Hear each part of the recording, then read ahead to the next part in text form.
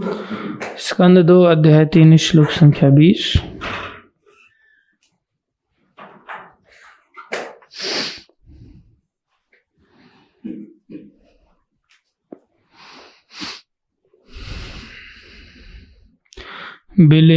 बिलेबतोरुक्रम विक्रमानिये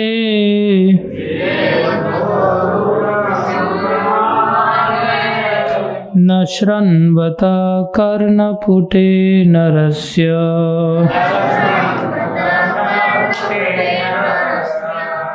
जीवासति दार्दुरिरेकेव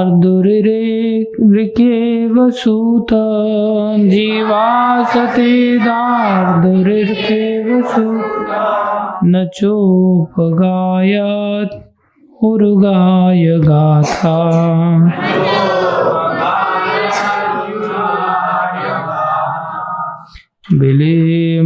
बिलेबतोरुक्रम विक्रमानिये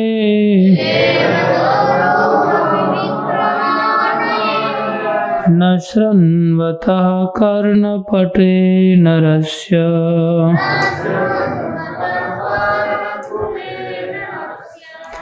जीवासति दार्दुरिकेव सूत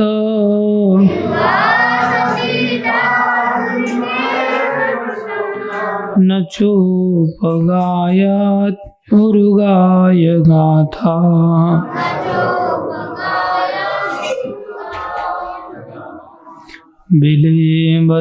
बिलेबतोरुक्रम विक्रमानिये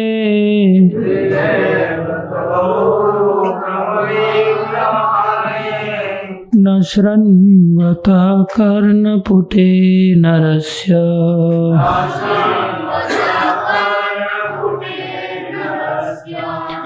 जीवासति दार्दुरिकेव सूत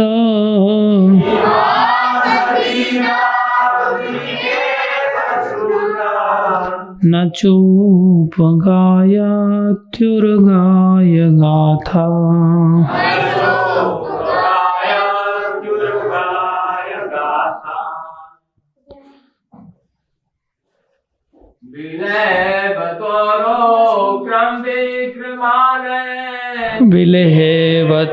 बिलेबतोरुक्रम विक्रमानिये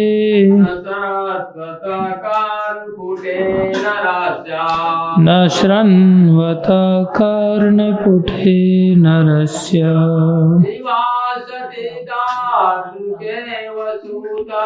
जीवासति दार्दुरिकेव सूत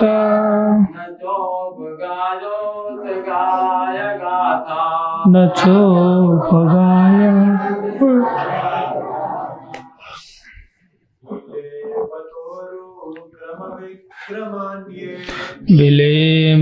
बिलेबतोरुक्रम विक्रमानिये न श्रण्वतः कर्णपुटे नरस्य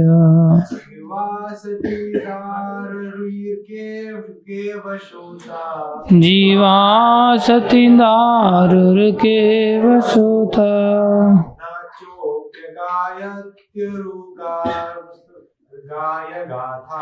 न चोपगायत्युर्गाय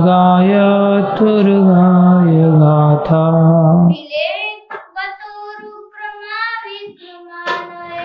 बिलेबतोरुक्रमानिये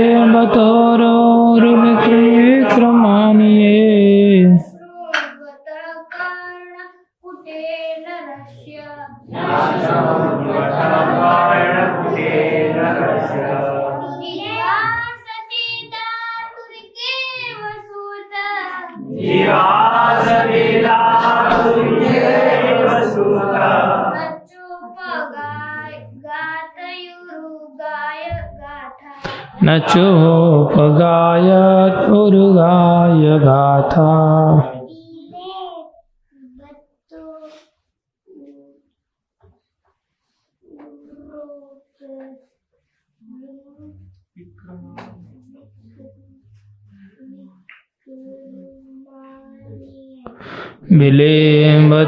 बिलेबतोरुक्रम विक्रमानिये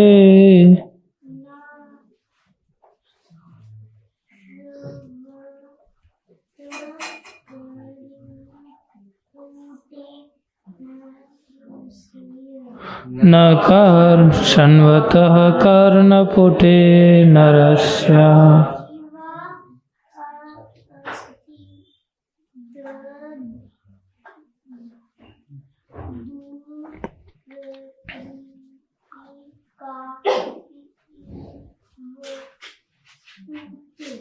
जीवा असति दार्दुरिके वसुता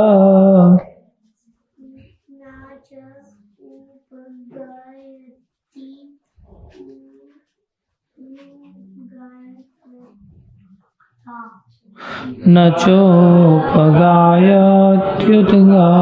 गाथा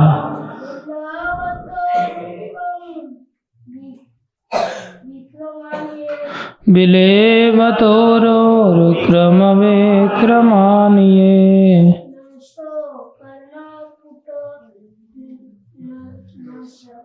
न श्रण्वतः कर्णपुटे नरस्य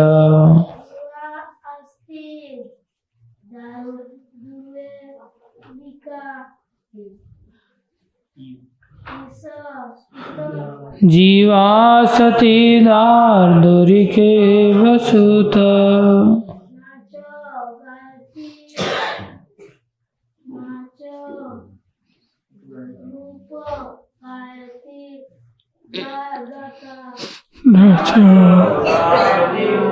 गुरुगाय गाथा। शब्दार्थ बिले सांपों के बिल, बत सदृश, उद्यगम उर्क्रम अद्भुत कार्य करने वाले श्री भगवान, विक्रमान शौर्य, ये जो सब न कभी नहीं शरणवतः सुनते हैं, कर्णपुटे कर्ण छिद्रों में नरस्य मनुष्य के, जीवा जीव, अस्थि व्यर्थ, दार्दुरिका मेढकों के, एव सदृश सूत, हे सूत गोस्वामी, न कभी नहीं, च भी उपगाय थी, तेजी से उच्चारण करती है, और गाय गाने योग्य गाथा गीत। जिसने श्री भगवान के शौर्य तथा अद्भुत कार्यों की कथाएं नहीं सुनी हैं, तथा जिसने श्री भगवान के विषय में गीतों को गाया या उच्च स्वर से उच्चारण नहीं किया है, उसके श्रवण रंध्र मानो सांप की बिल है, और जीव मानो मेढक की जीव है। कपिल कहाँ है?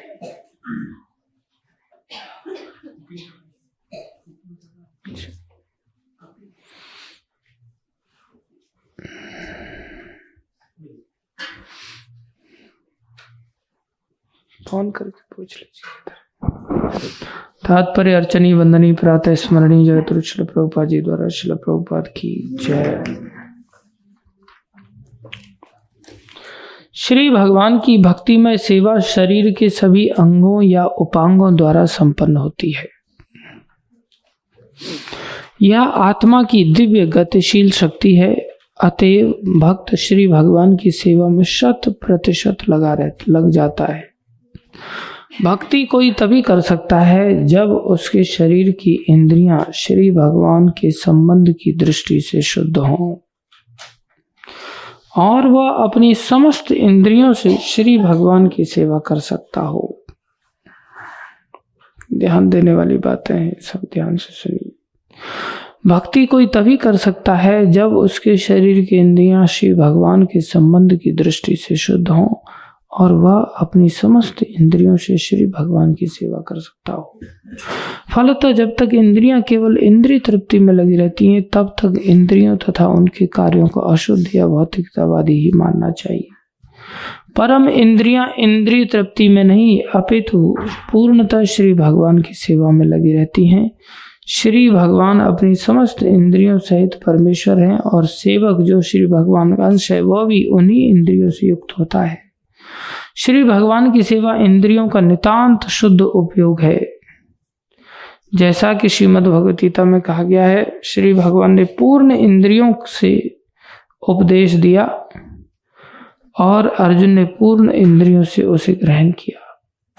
इस प्रकार यह गुरु तथा शिष्य के मध्य ज्ञेय तथा तार्किक ज्ञान का पूर्ण विनिमय हुआ।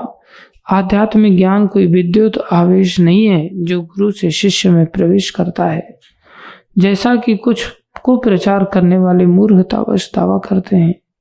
प्रत्येक वस्तु ज्ञान तथा तर्क से पूर्ण है और गुरु तथा शिष्य के बीच विचारों का आदान प्रदान तभी संभव है जब उसे विनीत भाव तथा सच्चाई से ग्रहण किया जाए। श्री चैतन्य चरितामृत में कहा गया है कि मनुष्य को चाहिए कि बुद्धि तथा पूर्ण चेतना से युक्त होकर भगवान श्री चैतन्य की शिक्षाएं ग्रहण करे, जिससे वो महान ध्येय को तर्क द्वारा समझ सके। जीव की विभिन्न इंद्रियां अशुद्ध अवस्था में संसारी कार्यों में लगी रहती हैं। यदि उसके कान श्रीमद् भगवत गीता या श्रीमद् भागवतम का श्रवण करते हुए श्री भगवान की सेवा में संलग्न नहीं रहते तो यह निश्चित है कि उसके कानों के छेद अनर्गल बातों से भर जाएंगे। अतएव श्रीमद् भगवत गीता तथा श्रीमद् भागवतम के संदेशों का प्रसार उच्च स्वर से विश्व भर में होना चाहिए। यह उस शुद्ध भक्त का लक्ष्य कर्तव्य है जिसने सही स्रोत से उनके विषय में श्रवण किया है। बहुत से लोग दूसरों से कुछ बोलना चाहते हैं, लेकिन चूंकि उन्हें वैदिक ज्ञान के विषय में बोलने की शिक्षा नहीं दी गई रहती, अतः वे व्यर्थ की बातें करते हैं और लोग उन्हें बिना समझे सुनते रहते हैं। सांसारिक खबरों को फैलाने के एक नहीं सैकड़ों हजारों साधन है और संसार भर के लोग उन्हें ग्रहण भी करते रहते हैं। इसी तरह संसार भर के लोगों को श्री भगवान की दिव्य कथाएं सुनने हेतु शिक्षा दी जानी चाहिए और श्री भगवान के भक्त को चाहिए कि वो उच्च स्वर से बोले जिससे लोग सुन सकें। मेढक उच्च स्वर से टर्राते हैं, जिनके कारण वे सांपों को आमंत्रण देते हैं जो उन्हें खा जाते हैं। मनुष्य को विशेष रूप से वैदिक मंत्रों के उच्चारण के लिए जीभ प्रदान की गई है, मेढकों के समान टर्राने के लिए नहीं। इस श्लोक में प्रयुक्त अस्थि शब्द भी महत्वपूर्ण है। अस्थि शब्द का अर्थ है ऐसी स्त्री जो वेश्या बन गई है। वेश्या की कुछ प्रतिष्ठा नहीं होती जो किसी स्त्री की स्त्रीयोचित गुणों के कारण होती है। इसी प्रकार जीव जो मनुष्य को वैदिक मंत्रों के उच्चारण के लिए दी गई है वेश्या मानी जाएगी यदि उसे किसी सांसारिक प्रलाप के लिए प्रयुक्त किया जाए। ओम ज्ञानम तिमिरन्धस्य ज्ञानांजन शलाकया चक्षुरुन्मीलितं येन तस्मै श्री गुरुवे नमः। श्री चैतन्य मनोभीष्टं स्थापितं येन भूतले स्वयं रूप गदा मह्यं ददाति स्वापदान्तिकम्। वन्देऽहं श्रीगुरु श्रीयुतापदकमलं श्रीगुरुन् वैष्णवांश्च श्रीरूपं साग्रजातं सहगना रघुनाथान्वितं तं सजीवं सान्द्वैतं सावधूतं परिजन सहितं कृष्ण चैतन्य देवं श्रीराधा कृष्ण पदान् सहगन ललिता श्री विशाखान्वितांश। हे कृष्ण करुणा सिंधु दीनबंधो जगतपते गोपेश गोपीकांत श्री राधा कांत नमस्तुते। तप्त कांचन गौरंगी राधे वृंदावनेश्वरी वृषभानुसुते देवी प्रणमामि हरि प्रिये। वाञ्छाकल्पतरुभ्यश्च कृपा सिन्धुभ्यैव च पतितानां पावनेभ्यो वैष्णवेभ्यो नमो जय श्री कृष्ण चैतन्य प्रभु नित्यानंदा श्री अद्वैत गदाधर शिवासादि गौर भक्त वृंदा। हरे कृष्णा कृष्णा कृष्णा हरे हरे, हरे राम राम राम हरे हरे। हरे कृष्णा कृष्णा कृष्णा हरे हरे, हरे राम राम राम हरे हरे। गुरु कृष्णा हरे कृष्णा कृष्णा कृष्णा हरे हरे, हरे राम राम राम हरे हरे।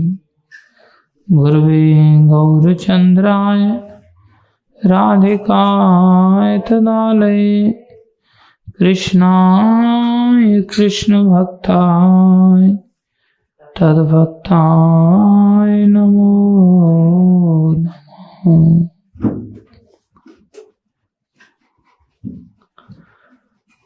हरे कृष्णा। आप सभी का हार्दिक अभिनंदन है, स्वागत है, स्वागतम सुस्वागतम। क्या हुआ उसका? देख के लाओ, उसको ऊपर कहीं होगा वो। गुरु वैष्णवों की दया से जो कुछ कहें कृपा करके ध्यान से सुनिए।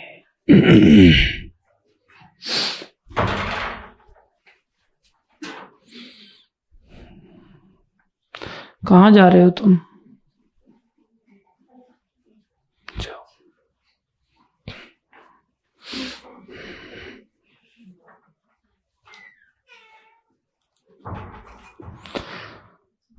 ये जो भागवत है ये सूर्य के समान है और संसार अंधकार के समान है।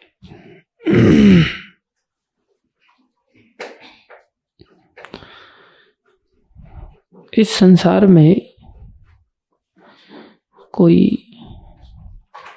बहुत अधिक सजग होकर के, आंखें खोल करके चलता है, एक एक कदम फूंक फूंक करके चलता है, तो भी अंधकार के कारण उसको गिरना पड़ता है। उसको दिखाई देकर के भी कुछ नहीं दिखाई देता और पतन का शिकार होना पड़ता है।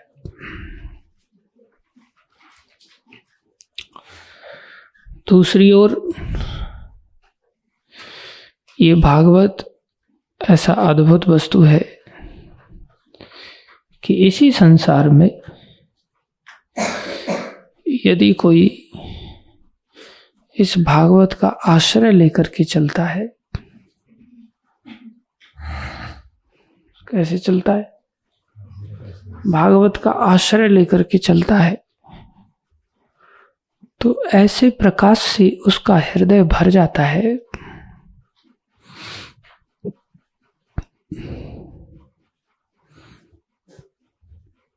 कि खड्डे में भी जाएगा तो भी उसका कुछ अहित नहीं होगा। कैसी विचित्र बात है। पहले तो खड्डे में गिरेगा ही नहीं, यदि गिर भी जाए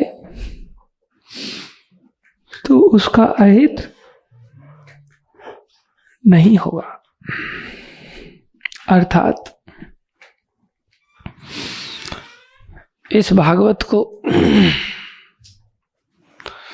शास्त्र कह रहा है कि इस भागवत को प्राप्त व्यक्ति संसारी दृष्टि से आंख बंद करके भी अगर चलता है, कैसे चलता है? आंख बंद करके भी चलता है, तो भी उसकी कोई हानि नहीं कर सकता, उसकी कोई हानि नहीं होगी। और बिना भागवत के कोई आंख खोल करके भी चलता है और बहुत सावधानी से चलता है, तो भी उसको कोई खड्डे में गिरने से बचा नहीं सकता। ये ऐसा विषय वस्तु है, तो कौन सा बढ़िया है फिर?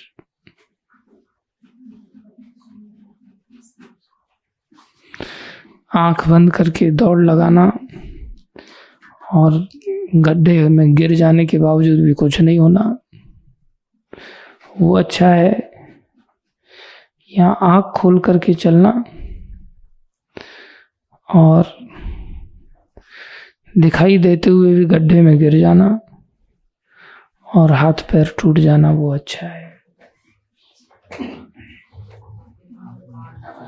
आंख बंद करके चलना अच्छा है। ये संसार गड्ढों से भरा हुआ है। किससे भरा है? गड्ढों से भरा हुआ है।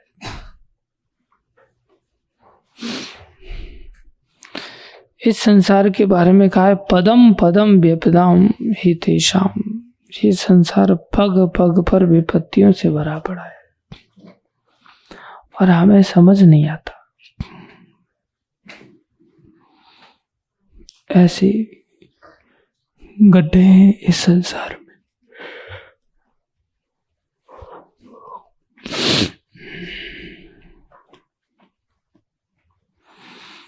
बोले ऐसा कैसे हो जाता है कि आंख खोल के चलने पर भी आदमी गड्ढे में गिर जाता है और आंख बंद करके भी गड्ढे में गिर जाने के पश्चात भी उसका कुछ नहीं होता? बोले जब उस भागवत को स्वीकार कर लेता है तो उसकी ऐसी विशेषता हो जाती है कि वो हंस ही नहीं परमहंस बन जाता है। कैसा बन जाता है? परमहंस बन जाता है। तुम देर से क्यों आते हो? अच्छा, थोड़ी सेवा मेरे को दे दो, मैं सहायता कर दूंगा। समय से आना चाहिए, हम ऑलरेडी लेट चालू करते, थोड़ा दौड़ भाग करके कर लिया करो। वो परमहंस बन जाता है। हंस की ही खासियत होती है कि यदि उसको दूध और पानी मिलाकर के दिया जाए, जिसमें उसको कि पानी की मात्रा अधिक हो, दूध की मात्रा कम हो, और एक बार मिला दिया जाता है तो फिर अलग नहीं होता। वो पानी भी मार्केट में दूध की कीमत से बिकता है, लेकिन परमहंस की ऐसी खासियत होती है कि वो उसमें चोंच डालता है। आंख बंद करके भी चोंच अगर डाले तो भी उसमें से दूध निकाल लेता है और पानी को छोड़ देता है।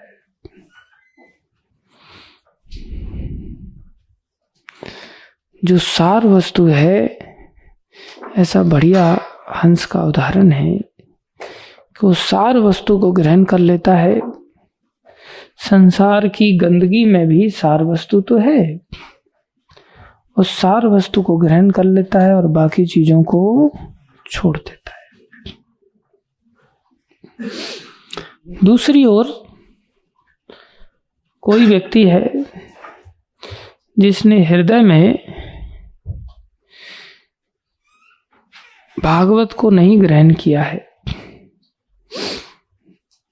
उसको भी संसार में दोनों वस्तुएं प्राप्त रहती हैं, जिसमें उसको भगवान की सत्ता भी संसार में है और जड़ता भी संसार में है, अर्थात शुद्ध अशुद्ध का मिश्रण है एक प्रकार से। इस संसार में भगवान है भी और भगवान की माया भी है। तो जो संसार में भागवत को नहीं ग्रहण करता वो भगवान के होते हुए भी वहां से माया को ही ग्रहण कर लेता है, भगवान को ग्रहण नहीं कर पाता। क्या हुआ? क्या कर रहा था? बैठा हुआ था, शयन में था। हाँ, अच्छा, उठा हुआ था।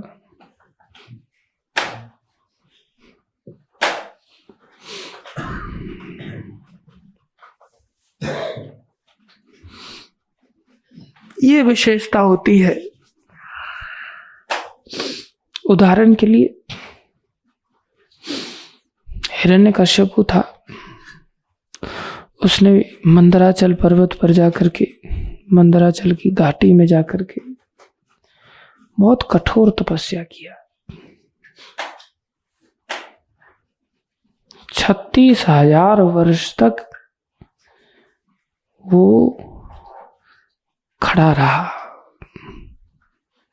आराधना करने के लिए। खड़ा ही नहीं रहा, एक टांग पर खड़ा रहा। एक टांग पर ही खड़ा नहीं रहा, पंजे पर खड़ा रहा, एड़ी भी नहीं लगाया नीचे। पंजे पर ही नहीं खड़ा रहा, वो पंजे में एक अंगूठे पर खड़ा रहा बस। इतने वर्षों तक कितना कठोर तपस्या किया। और उसकी तपस्या से, तपस्या बड़ी शक्तिशाली होती है, कुछ ना कुछ निकल के आता है। बड़े बड़े साइंटिस्ट लोग भी तपस्या करते, खाना पीना, शेविंग करना, घूमना फिरना सब भूल जाते हैं। बहुत फोकस्ड होकर के पढ़ाई लिखाई करनी पड़ती। पीएचडी आदि ऐसे ही नहीं हो जाती, बहुत मशक्कत करनी पड़ती। संसार की दृष्टि में उनको आधा पागल कहते हैं, वो लोग आधे पागल हो जाते प्राय। न्यूटन साइंटिस्ट था, तो उसके यहाँ पर एक बिल्ली थी, तो लैब में हमेशा काम करता रहता था। तो बिल्ली दरवाजे पर बार बार चिल्लाती थी। तो उसने क्या किया, दरवाजे में एक छेद कर दिया कि बार बार इसको चिल्लाना नहीं पड़ेगा, मेरे को डिस्टर्ब होता है। आना आएगी, जाएगी, जाना होगा तब चली जाएगी, आना जाना अपना कंटिन्यू रख सकती है। तो बिल्ली आती थी जाती थी। फिर बिल्ली के बच्चे हो गए, और जब बच्चे हो गए तो उसने क्या किया, दरवाजे में जो छेद था बिल्ली के लिए, उसके साथ उसने, अरे बच्चे हो गए, बच्चे कैसे आएंगे, तो उसने दूसरा छेद किया दरवाजे में। और उसने क्या देखा कि बिल्ली जिस रास्ते, जिस छेद में से आ रही, बच्चे भी उसी छेद में से आ रहे हैं, बच्चे दूसरे छेद से आ ही नहीं रहे। तब वो, अरे ये बच्चे इस छेद में से आ सकते थे, दिमाग नहीं लगा, हंसने लग गया। मैंने फालतू में दूसरा छेद किया, बच्चे तो उसी छेद से आ सकते थे। जब बिल्ली आ सकती है तो बच्चे भी आ सकते थे। तो उसको खुद ही शौक लगा कि मैंने दूसरा छेद क्यों किया था। साधारण संसार में कोई आधा पागल कहेगा, जब बिल्ली घुस सकती है तो बच्चे भी उसी से घुस जाएंगे। उसने दूसरा छेद किया। बाकी इतना बड़ा साइंटिस्ट था, भगवान में मानने वाला था, आस्तिक वैज्ञानिक था। तो संसार में जो वैज्ञानिक लोग होते हैं बहुत परिश्रम करते।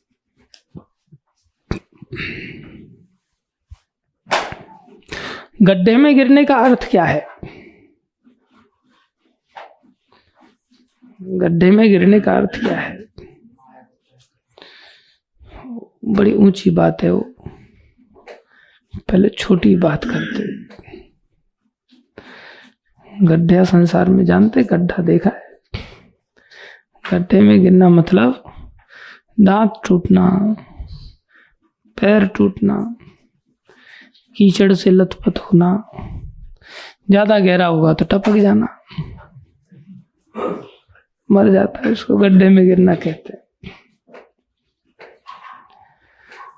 संसार में इतनी तपस्या किया, इतने वैज्ञानिक लोग, पढ़ने लिखने वाले लोग, पढ़ाई लिखाई नौकरी चाकरी वाले लोग कितना कठोर श्रम करते हैं। ऐसे ही 36,000 वर्ष तक हिरण्यकश्यप ने तपस्या किया, एक अंगूठे पर खड़ा होकर के। ऐसी शक्ति आई, ऐसी शक्ति आई कि समुद्र खौलने लग गया। नदियों का क्या हुआ होगा, और स्वर्गलोक जलने लग गया। स्वर्ग के वासी स्वर्ग को छोड़ छोड़ करके भागने लग गए। जैसे ज्यादा गर्मी पड़ती है तो लोग उत्तराखंड भागते ना, चलो देहरादून चलते, मसूरी चलते, कुछ ज्यादा ही गर्मी होगी, 15 दिन घूम के आएंगे। या ज्यादा ठंडी पड़ती है तो लोग महाराष्ट्र भागते हैं, चलो महाराष्ट्र घूम करके आते हैं।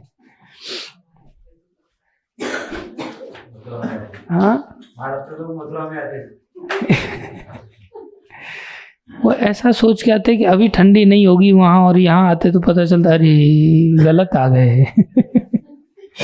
थोड़ा पहले ही आना चाहिए था, या तो धोखे से आ जाते महाराष्ट्रियन कुछ लोग मथुरा में इन दिनों में।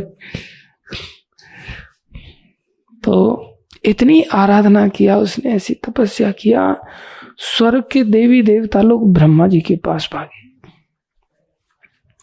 और ब्रह्मा जी को कहते हैं पता नहीं आपको? बोले क्या? बोले हिरण्यकश्यपु आपकी नाम से आराधना कर रहा है वहां, और उस आराधना से स्वर्ग जलने लग गया है। अब ज्यादा दूर नहीं है, थोड़ी देर में ब्रह्मलोक भी जलेगा। आप उसको शांत करो, नहीं तो आग यहां तक पहुंचने वाली है। ब्रह्मा जी भागे। ब्रह्मा जी ने देखा इसका प्रताप बहुत बढ़ गया है। ब्रह्मा जी भागे, जाकर के विवश होकर के गए, क्या चाहते हो यार, बंद करो इसको, तुम्हें जो चाहिए वो ले लो। पता चला मेरा ब्रह्मलोक भी नहीं रहा तो फिर मैं कहां बैठूंगा। बोले मुझे आप अमृत दे दो। गीता में भी भगवान कह रहे हैं अमृत कैसे मिलता है, उसका रास्ता है। उसने वो तो फॉलो किया नहीं था। गीता भागवत को तो फॉलो करता नहीं व्यक्ति, दूसरा रास्ता अपनाता है संसार में, अपने दिमाग का रास्ता अपनाता है या दूसरे लोगों का दिमाग अपनाता है। किसी ने कह दिया होगा ब्रह्मा जी की आराधना कर ले, तो जो जैसा होता है उसको वैसे ही शिक्षक भी मिल जाते हैं। ब्रह्मा जी की आराधना किया उसने, रजोगुनी होने के कारण भगवत आराधना को नहीं समझ पाया। तो ब्रह्मा जी को कहता है कि आप मेरे को अमृत दे दो। ब्रह्मा जी कहते मेरे पास ही नहीं है भैया, मैं खुद ही अमृत को प्राप्त नहीं हो पाया अभी तक, तो मैं तुम्हें कहां से दे दूं। तो बड़ा चालाक था, बोले ऐसे नहीं तो ऐसे कर लेते। उसने बड़े तौर तरीके से वरदान मांगा। अच्छा तो फिर बाकी चीजें दे देंगे, अमृत के अतिरिक्त और कुछ मांगता? तो बोले हाँ बाकी सब दे देंगे, चिंता मत करो। अच्छा तो फिर ऐसा दे सकते कि मैं दिन में नहीं मरूं? तो ब्रह्मा जी ने सोचा कि ठीक है, हो सकता है रात को मर जाएगा। बोले ठीक है, दिन में नहीं मरोगे तुम। ऐसा भी दे सकते हैं कि मैं रात को भी ना मरूं? आप तो अमृत तो मांग नहीं रहा हूं, आप नहीं दोगे तो मैं फिर तपस्या करूंगा, मेरे को संतुष्ट करना पड़ेगा। एक वरदान देके तो भाग नहीं सकते आप। तो बोला मैं रात को भी ना मरूं। तो ब्रह्मा जी सोचने लग गए कि तो इनडायरेक्टली अमृत तो मांग रहा है, लेकिन मैं डायरेक्टली अमृत तो मांग नहीं रहा है, और मैं वो दे नहीं सकता। दिन में ना मरे, रात में ना मरे, ये तो अमृत की वरदान है नहीं सीधे सीधे। ये चालाक बन रहा है। लेकिन भगवान तो मेरे भी ऊपर है, मेरे लिए भी उन्होंने काल निर्धारित कर रखा है, लेकिन मैं इसको ऐसा वरदान तो दे ही सकता हूं। बाकी उनका हेडक है, वो कैसे मारेंगे इसको। कम से कम ये शांत तो बैठना चाहिए। बोले ठीक है, तो रात को भी नहीं मरेगा, वरदान दे दिया। इतने पे भी उसको डर गया नहीं। बोले अच्छा और वरदान दीजिए। बोले बोलो। मैं घर के बाहर नहीं मरूं। तो ब्रह्मा जी मुस्कुरा रहे, ठीक है जाओ, घर के बाहर भी नहीं मरोगे, घर के अंदर भी ना मरूं। ओह, ऐसा तपस्वी देखा नहीं। तो बंद कर दे अपनी तपस्या, जा, घर के अंदर भी नहीं मरेगा, लेकिन तू शांत हो जा। बोले और भी देना पड़ेगा। बोले मांगो, और भी क्या मांग रहे? कोई भी दुनिया की जानदार वस्तु से ना मरूं, कोई भी दुनिया की जानदार जिसमें जान हो उससे ना मरूं। ठीक है जाओ। और देना पड़ेगा। बोले बोलो। किसी निर्जीव वस्तु से भी ना मरूं जिसमें जान ना हो। ब्रह्मा जी बोले ये भगवान के लिए बहुत कड़ी परीक्षा हो जाएगी। लेकिन वो तो सब कुछ करने में समर्थ है। दुर्घट घटन विधात्री उनके पास शक्ति है, जो अघटनीय को भी घटित कर सकती है। ये भगवान की सामर्थ्य है। जो घटित नहीं हो सकता उसको भी वो घटित कर देते हैं, असंभव को संभव कर देते हैं और संभव को असंभव कर देते हैं। वो जड़ को चेतन बना सकते हैं, चेतन को जड़ बना सकते हो, क्या नहीं कर सकते। जाओ, निर्जीव वस्तु से भी नहीं मरोगे। कितना होशियार था। फिर वो कहता है अच्छा और दे दो। बोले क्या? बोले न धरती पे मरूं, ठीक है नहीं मरे, और आकाश में भी ना मरूं, ठीक है जाओ। और दे दो। बोले क्या? बोले आपकी सृष्टि में किसी से भी ना मरूं। जाओ तथास्तु। अब ऐसा वरदान जब उसको प्राप्त हो गया तो कैसी शक्ति प्राप्त हो गई उसको। बोले दूसरों को सबको मार डालूं, किसी से पराजित ना हूं। एक प्रकार से अत्याचार करना चालू कर दिया उसने। साइंटिस्ट लोग क्या करते हैं, या संसार में दूसरे लोग क्या करते हैं, यही तो रास्ता अपनाते हैं। अपने लिए ऐसा कुछ अरेंजमेंट हो जाए कि हम मरे ही ना, और दूसरों के लिए कुछ ऐसा अरेंजमेंट हो जाए कि वो चुटकी से मर जाए। जैसे कई बार लोग कहते हैं, हे प्रभु उठा लो मुझे छोड़ के बाकी सबको। उठा ले मेरे को नहीं दो। हाँ, बाकी सबको उठा लो मेरे को नहीं। ये वृत्ति कहां से आई है? हिरण्यकश्यप एंड कंपनी की वृत्ति है।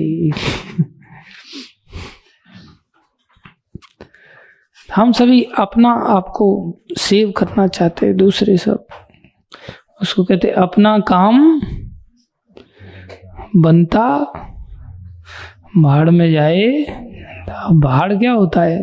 यहाँ आग जलती रहती है, उसमें जनता भुन जाए चलेगा, बस अपना काम बन जाना चाहिए। बस बच्चे खुश हो गए। कुछ मिलते जुलते स्वभाव है।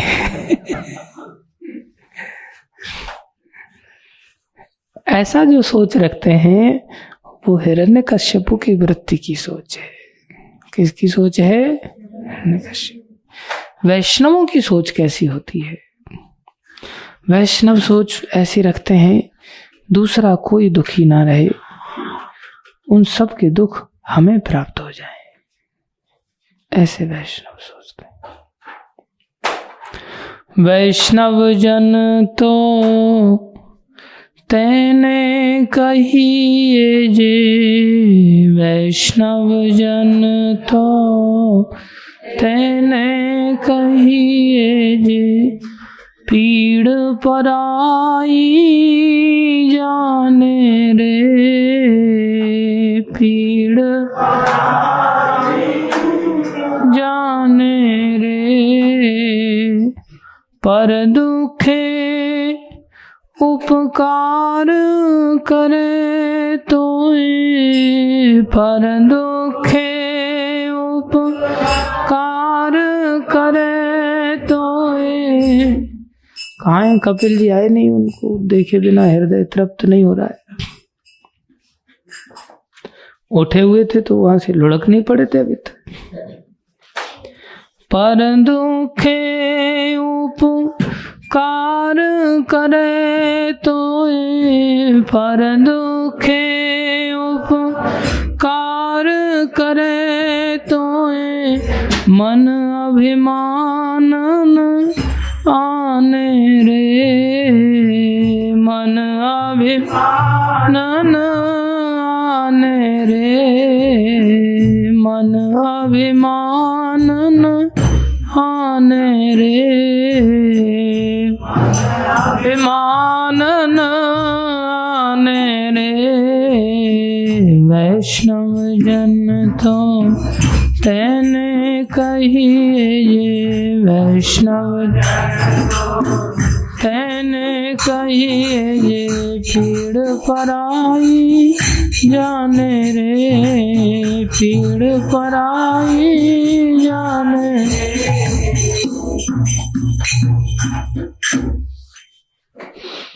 या तो बहुत स्लो बजा रहा है या बहुत तेज बजा रहा है। बेसुरा बजाते हो आप लोग, सीख लो अच्छी तरह से बजाना गाना। वैष्णव वो होते हैं जो दूसरों के दुख को लेकर के दुखी हो जाते हैं। अद्वैत आचार्य इतने दुखी हो गए, इतने दुखी हो गए, 7 दिन तक भूखे प्यासे गंगा के किनारे पर शालिग्राम भगवान को लेकर के तुलसी और गंगा से आराधना करते रहे। स्वयं विष्णु के अवतार हैं, स्वयं शंकर जी के अवतार हैं। और कलयुग के जीवों को देखा कि बेचारे कलयुग के जीव ऐसे बेवकूफ हैं, इनका उद्धार कैसे होगा, इनको कैसे सुधारा जा सकता है। बोले इनको सुधारने के लिए तो स्वयं कृष्ण को ही आना पड़ेगा। किसको आना पड़ेगा? स्वयं कृष्ण को ही आना पड़ेगा। कृष्ण की अपनी विशेषताएं होती हैं। और भी भगवान ने उपाय दिए हैं, जैसे गंगा जी भगवान के चरणों को धोकर के आती हैं, वो भी जीवों का मंगल करती हैं। कैसे मंगल करती हैं? जीवों के पाप काट करके। लेकिन कृष्ण जब स्वयं आते हैं तो जीवों के पाप नहीं काटते, वो जीवों को लेकर के भगवत धाम वापस ले जाते हैं। ये कृष्ण की विशेषता है। बाकी सभी अवतार असुरों का वध करते हैं तो असुर ब्रह्म ज्योति में लीन हो जाते हैं, लेकिन कृष्ण जब असुरों का वध करते हैं तो जो फल भक्त लोग पाते हैं भक्ति करने से, भगवान इतने दयामय हैं कि असुरों का वध करके भगवान असुरों को भी वही फल देते हैं जो भक्तों को देते हैं। ये कैसी विशेषता है कृष्ण की। ये किसी अवतार की ऐसी विशेषता नहीं। इसलिए विष्णु स्वरूप में रहते हुए भी वो आराधना कर रहे हैं, कृष्ण अब आप ही को आना पड़ेगा, आप ही अवतार लीजिए और जीवों का मंगल कीजिए। तब चैतन्य अवतार हुआ, स्वयं श्री कृष्ण आए चैतन्य बन करके। महाप्रकाश लीला में भी भक्तों ने ये कहा भगवान से, प्रभु, भगवान बोले मांग लो, आप क्या मांगना चाहते हो। प्राय सभी भक्तों ने यही कहा। बोले प्रभु, संसार के जीवों का दुख हमसे देखा नहीं जाता, आप कृपा करके उन सारे दुखों को उनको मुक्त करके और उनको अपना धाम दे दीजिए। बोले ये तो कर्मों का विधान है, कर्मों के फल तो भोगने पड़ेंगे, ये तो मेरा ही विधान है। बोले उन सब के कर्म मेरे ऊपर डाल दीजिए, उन सब के कर्मों को हम ग्रहण करेंगे। ये वैष्णव होते हैं, जो दूसरों की सदा रक्षा करना चाहते हैं, दूसरों को सदा बचाना चाहते हैं। ये वैष्णवता होती है। भगवान को ऐसे ही लोग बहुत प्यारे होते हैं। भक्ति करते हुए भी, भगवान की आराधना करते हुए भी वो दूसरों की भी चिंता करते हैं। महाराष्ट्र में संत हुए नामदेव जी, बड़े महान संत हुए। नामदेव जी गंगोत्री गए पैदल चल करके। पुराने समय में लोग ऐसे ही यात्रा किया करते थे, उत्साह होता था। कल परसों राजस्थान से एक जानने वाले व्यक्ति का फोन आ रहा था हमको बार बार, और बातचीत नहीं हो पाई। बाद में पता चला उसके मैसेज से कि उसके पिताजी हैं, वो 4 धाम की यात्रा पैदल करना चाहते हैं, और 70 आसपास उम्र होगी उनकी। बोले राजस्थान से पैदल निकलेंगे और गंगोत्री, यमुनोत्री, केदारनाथ, बद्रीनाथ पैदल यात्रा करके आना चाहते। आज के समय में पैदल यात्रा आज के समय में भी कठिन है। तो नामदेव जी के समय में 400-500 वर्ष पहले की घटना अगर देखा जाए, कितनी दुर्गम यात्रा होती थी। तो उनकी इच्छा थी गंगोत्री से जल लेंगे और रामेश्वरम में जाकर के चढ़ाएंगे। कोई ऐसा करता है तो उसका उद्धार हो जाता है, मोक्ष प्राप्त होता है उसको, गंगोत्री से जल रामेश्वरम में चढ़ाने पर शिव जी के ऊपर। शिव जी बड़े प्रसन्न होते हैं। तो उनकी ऐसी इच्छा थी, वो गए। जत्था की जत्था जाते थे, एक अकेला तो जा नहीं सकता था। हिंसक जानवर आदि कई सारे जानवरों का भय होता था। तो गए और भगवत आराधक थे तभी गए, आस्तिक थे, भगवान में मानते थे तभी गए। आस्तिक व्यक्ति का बहुत बड़ा दृष्टिकोण होता है, नास्तिक व्यक्ति का बहुत छोटा दृष्टिकोण होता है। तो भगवान के लिए वहां से शिव जी के लिए जल लिया। कावड़ यात्रा जिसको कहते हैं, एक प्रकार से कावड़ लेकर के वहां से वापस चले। पहुंचते पहुंचते एक दिन में पहुंचने वाले थे रामेश्वरम। रात्रि के विश्राम के बाद दूसरे दिन थोड़ा सा चलते तो रामेश्वरम पहुंच जाना था। उन्होंने वापस पहुंच गए एक प्रकार से। तो वहां विश्राम करने लगे सब लोग एक साथ ही। वहां उन्होंने देखा एक गधा मर रहा है, प्यासा, मुंह फाड़ करके। और जब गधा प्यासा मर रहा था तो उसी समय उन्होंने क्या किया, अपनी कावड़ में से जो गंगा जल शिव जी के लिए लेके गए थे उसको निकाला और ले जा करके उसको पिलाने लग गए। और सब साथ में रहते हैं तो दूसरे हंसते भी हैं ना, ये बड़ा सहज होता है हंसना। ये 2 तरह का हंसना होता है। एक तो देखो अपने आप को बहुत बड़ा संत मानता है, और देखो इसकी हरकत देखो, गधे को गंगा जल पिला रहा है। मतलब कोई अच्छा भक्ति करने वाला व्यक्ति अगर संसारी कार्य करता हुआ नजर आता है, हाँ क्या कर रहा है किचन में? कुकिंग इतनी जल्दी चालू हो गई उसकी? कौन सी कुकिंग कर रहा है?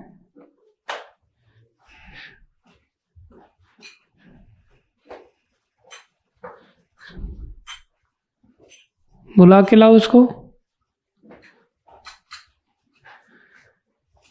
अगर कोई व्यक्ति, अच्छी भक्ति करने वाला व्यक्ति कोई संसारी कार्य अगर करता हुआ नजर आता है तो हंसते हैं उस पर, और कोई संसारी व्यक्ति अगर भक्ति करता हुआ नजर आता है तो हंसने लगते उस पर।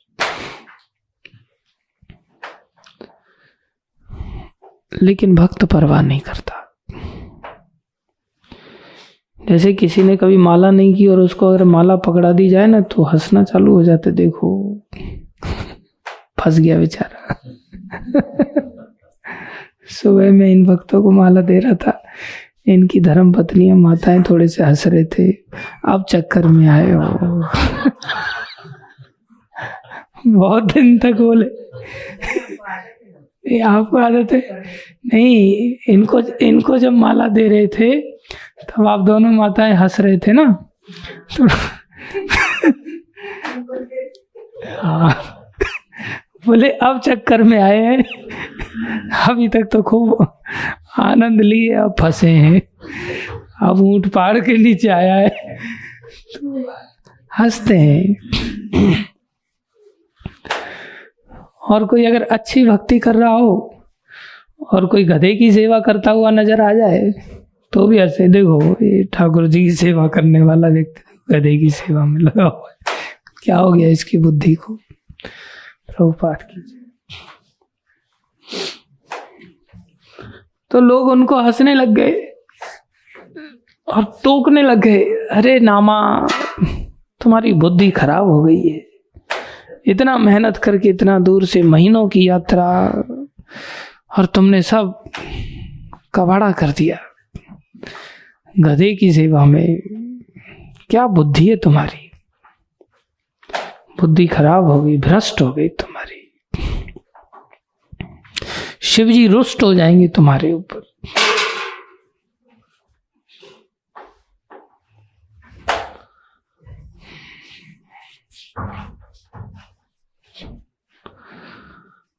तब तो नरेश सोनू को बुला के लाना, वो भी किचन में कुकिंग करने घुस गया क्या फिर? हाँ अच्छा, जिसको भेजा था बुलाने के लिए वो भी कुकिंग में लग गया क्या? मैं बोला मित्र हैं वो, एक साथ दंड पाना चाहते हैं, एक साथ वरदान पाना चाहते हैं, दो कवाड़ी हैं वो। क्या हुआ? बोले नामा तुमने तो सब मिट्टी में मिला दिया सारी मेहनत। बोले भैया अब क्या कर सकते हैं। बाकी सब शिव जी के वहां दरबार में गए, जाकर के शिव जी को जल चढ़ाया। रात्रि को पुजारी लोगों ने, जिन्होंने लोगों से ले लेके जल चढ़ाया, शिव जी ने उनको स्वप्न दिया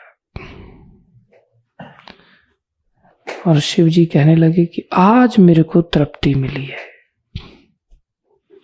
आज मैं संतुष्ट हुआ हूं, आज तक मैं तृप्त नहीं था, आज मेरे ऊपर जल जो चढ़ा उससे मैं शांत हुआ, आनंद आया। तो पूछने लगे सारे लोग खुश होकर के, उन्होंने घोषणा किया, जितने लोग कावड़ वाले लोग थे सबको उन्होंने एकत्रित किया और बोले अच्छा ये बताओ कि आप लोगों में से नामा कौन है? तो सब बताया अरे वो नामा भ्रष्ट, वो पीछे रह गया, उसने सब। बोले शिवजी ने स्वप्न दिया है कि आज शिवजी तृप्त हुए हैं। तो सब लोग सोच रहे हाँ मेरे जल से तृप्त हुएंगे, मेरे जल से तृप्त हुए होंगे। और नामा तो बोले, उन्होंने अच्छा आप लोगों में से नामा कौन है? तो बोले हाँ नामा ने तो बेड़ा गर्क कर दिया, भ्रष्ट हो गया वो तो।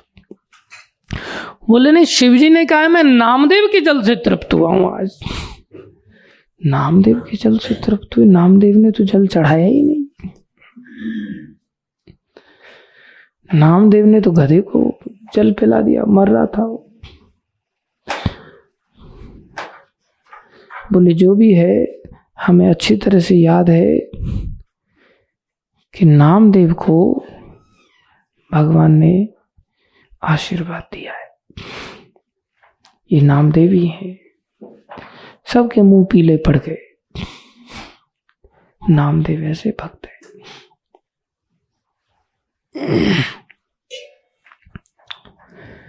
भगवान की विचित्र लीला है। जीवों पर दया शिव जी को पसंद आई। जीवे दया कृष्ण नाम सर्व धर्म सार। जीवों पर दया कृष्ण का नाम ये सभी धर्मों का सार है। एक भगवत भक्ति ऐसा कर सकता है। ऐसा भी नहीं था कि वो गधों को ही पानी पिलाते थे रात दिन। इससे ये भी शिक्षा नहीं लेनी चाहिए कि हमें ढूंढना चाहिए अभी गधा किधर मर रहा है कोई प्यासा। शिव जी को प्रसन्न करना है तो प्यासा गधा पहले मारने चलो, एक गधे को रख लो, उसको प्यासा मारो, मरने चले तब गंगोत्री का जल ला करके उसको पिला दो, बोले शिव जी प्रसन्न हो जाए। नहीं, आस्तिक थे, भगवत आराधना करते थे, ये जानते थे भगवान की सेवा करेंगे तो सभी संतुष्ट होंगे। लेकिन उनसे उस जीव का कष्ट देखा नहीं गया। इस कारण से उन्होंने लोग पूर्ण रूप से चीजों को ग्रहण नहीं करते, आंशिक रूप से ग्रहण करते। बोले शिव जी पर दूध चढ़ाना, जल चढ़ाना तो व्यर्थ है, व्यर्थ नहीं है, वो भी आस्तिकतावाद के अंतर्गत अच्छा दृष्टिकोण है, भगवत आराधना है। और ये भी भगवान के अंश रूपी जो जीव हैं उनको भी इग्नोर करना ये भी अपराध है। अगर उनकी भी सेवा करते ये भी आराधना है, इसको समझना चाहिए। जैसे पेट को अगर हम भोजन कराते हैं तो हमने हाथ पैरों को तो ध्यान नहीं दिया, तो क्या हाथ पैरों को भोजन नहीं मिला? मिला। क्यों मिला? कैसे मिला?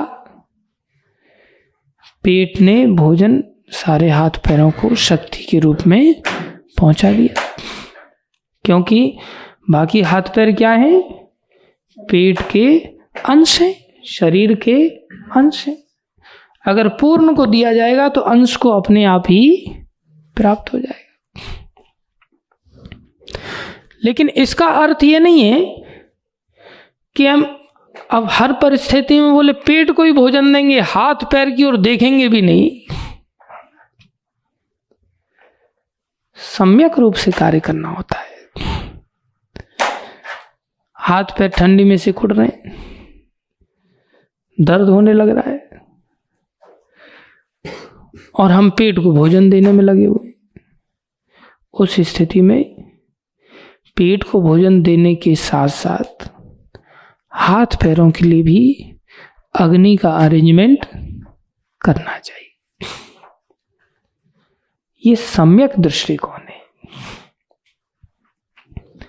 सबकी चिंता करनी चाहिए, अधिक पेट की चिंता करनी चाहिए और साथ में बाकी अंगों की भी चिंता करनी चाहिए। वो पूर्णता है सेवा की। इससे भी ज्यादा पूर्णता क्या है? एक सेठ बोला एक ब्राह्मण को, आप जगन्नाथपुरी जा रहे हैं, मेरी ओर से 100 रुपये जगन्नाथ जी को चढ़ा दें। तो ब्राह्मण भक्त था, वो चला। भक्त अकेले नहीं चलते, भक्त साथ साथ चलते। तो जब साथ साथ चले तो भक्तों को उसने देखा कि बेचारे भक्त लोग थक गए, काफी भूखे हैं, चलो सब लोग 2-2 केला खा लो। तो सबको 2-2 केला खिला दिया। अब पूरी तक यात्रा काफी लंबी थी। फिर देखा अरे भक्त लोग बेचारे सोने की कहीं व्यवस्था नहीं हो पा रही, तो उसने कमरे दिला दिए और वहां सबको कमरा, रजाई, फ्री में तो कहीं मिलता नहीं। उसने 100 रुपये में से खर्चा करता चला गया। भक्त लोग भूखे हैं, चलो सब लोग भोजन कर लो। किसी को चना खरीद के दे दिया। ऐसे भोजन आदि कराते कराते जगन्नाथपुरी पहुंचते पहुंचते 98 रुपये खर्च हो गए और 2 रुपये बचे बस।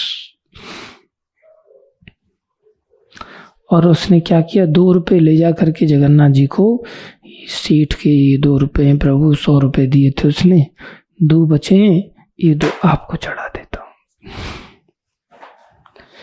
और 2 चढ़ा करके वापस आने लगा। अब इधर सेठ के सपने में जगन्नाथ जी आते हैं। जगन्नाथ जी कहते हैं, देखो सेठ, तुमने जो 100 रुपये दिए थे उसमें से 2 रुपये उसने कम चढ़ाए मेरे को। 2 रुपये उसने कम चढ़ाए मेरे को। तो सेठ बोला वैसे तो भक्त अच्छा है, वो विश्वास पात्र रहा है, लेकिन इतनी लंबी यात्रा में कहीं खर्च हो गए होंगे, कोई बड़ी बात नहीं, जाने दो। 2 रुपए के पीछे क्या पूछना, उसको क्या जलील करना। 98 तो चढ़ा दिए ना उसने। और ठाकुर जी बड़े कौतुकी हैं, कीड़ा डाल देते दिमाग में। तो उन्होंने देख सेठ तो बात कर लेना उससे, तूने जो 100 रुपए दिए थे 2 कम चढ़ाए। भगवान भी सपनों से भी कार्य करते हैं, सांत्वना देते हैं या चिंतित कर देते हैं, ऐसा होता है। उनकी सेवा में लगे रहने वालों को या तो चिंतित कर देंगे या सांत्वना दे देंगे, वैसी नहीं तो सपनों की सही। रात को हम सपना देख रहे थे तो हमने देखा एक ट्रक में बड़ी बड़ी गार्डर रखी हुई है। तो अंदर से बड़ी सांत्वना मिली, ये सारी गार्डरें अब अपने मंदिर के काम आएंगी। कंस्ट्रक्शन में काम आएंगी। मन बड़ा खुश हो गया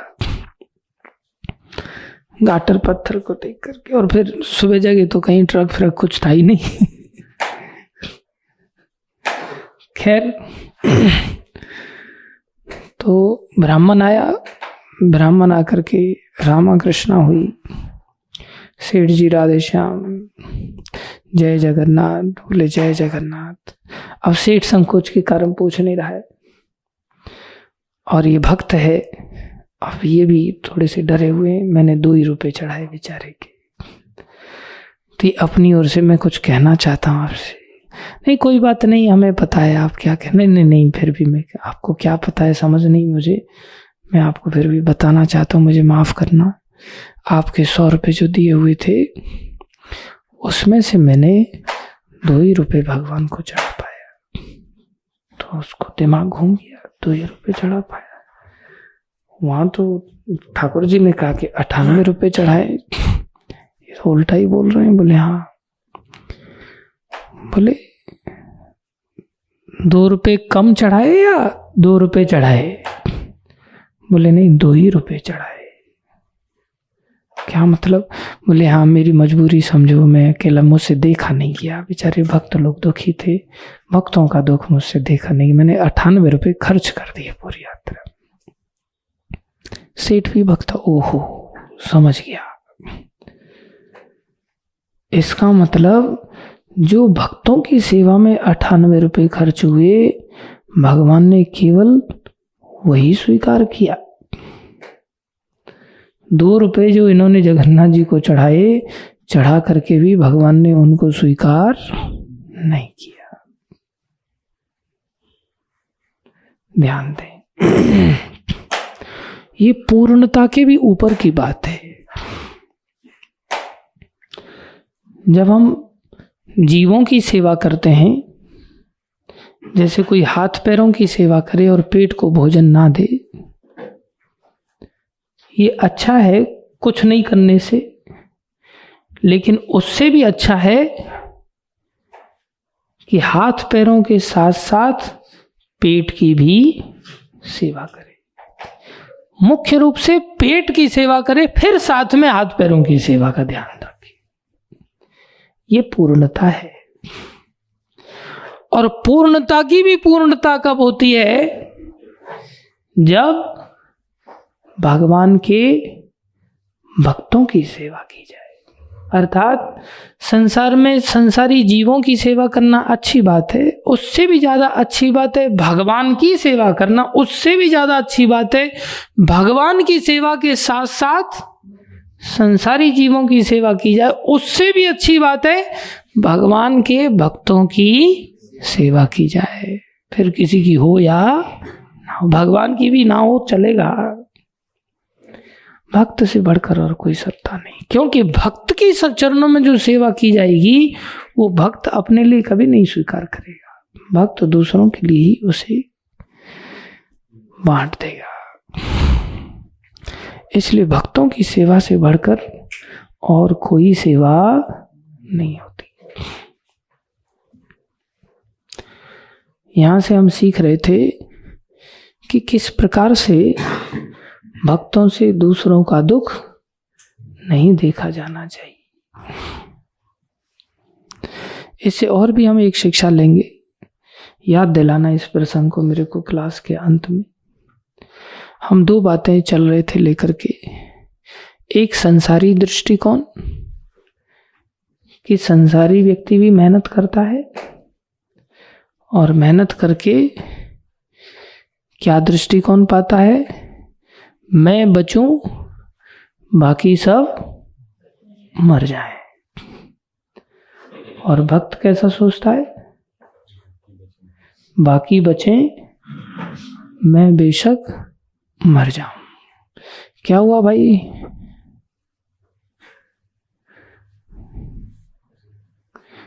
क्या हुआ? हाँ, किचन में क्या कुकिंग कर रहे हो वहां? दाल चावल बना रहा है। अच्छा, और जब ऊपर सो रहा था तब से ही दाल चावल बना रहा है लग रहा है मेरे को। सो नहीं रहा था, बैठा हुआ था, गैस के ऊपर बैठा था, बेड के ऊपर बैठा था। वहां सामने कढ़ाई रखी थी दाल चावल बनाने के लिए, वहां बैठा बैठा कढ़ाई में करछी चला रहा था। हाँ, उसके बाद में गया तो फिर दाल चावल बनाने के लिए घुस गया। मंदिर में बैठा है तू, सच बोल, तू जब तू गया तब वो सो रहा था या बैठा हुआ था? सच बोलना, भगवान के दरबार में बैठे हो। और दूसरी बार में उठा हुआ था बेड पे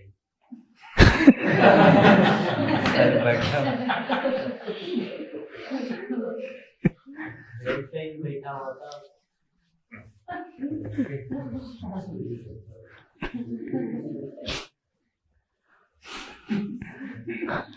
रहने दे अब, रहने दे, तेरे को वापस लाना पड़ेगा, फिर कठिन हो जाएगा। दाल चावल बन गया अभी, उसके देगा, बोल रहा दाल चावल बन गया अभी, दाल चावल। अच्छा, अब आपके सामने रखा था, कल की बात तो नहीं है ये। कहना कठिन हो जाता है।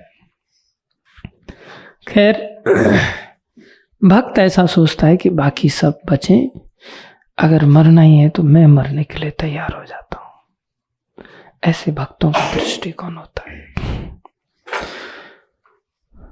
अब हिरण्यकश्यपु का संसारी लोगों जैसा ही दृष्टिकोण था, खुद बचूं दूसरे मर जाएं। हुआ क्या, खुद मरा सब बचे। कई बार एक आध व्यक्ति से दुश्मनी बना लेता है। प्रहलाद से उसने दुश्मनी बना लिया, छोटा सा 5 साल का बालक, 5 साल के बच्चे का कुछ नहीं बिगाड़ पाया, वो बच गया और ये मर गया बेचारा, भगवान ने मार डाला। साइंटिस्ट लोग क्या करते हैं, दूसरे मरे हम बचें, उसके लिए बोले क्या करेंगे, एयर डिफेंस सिस्टम S-400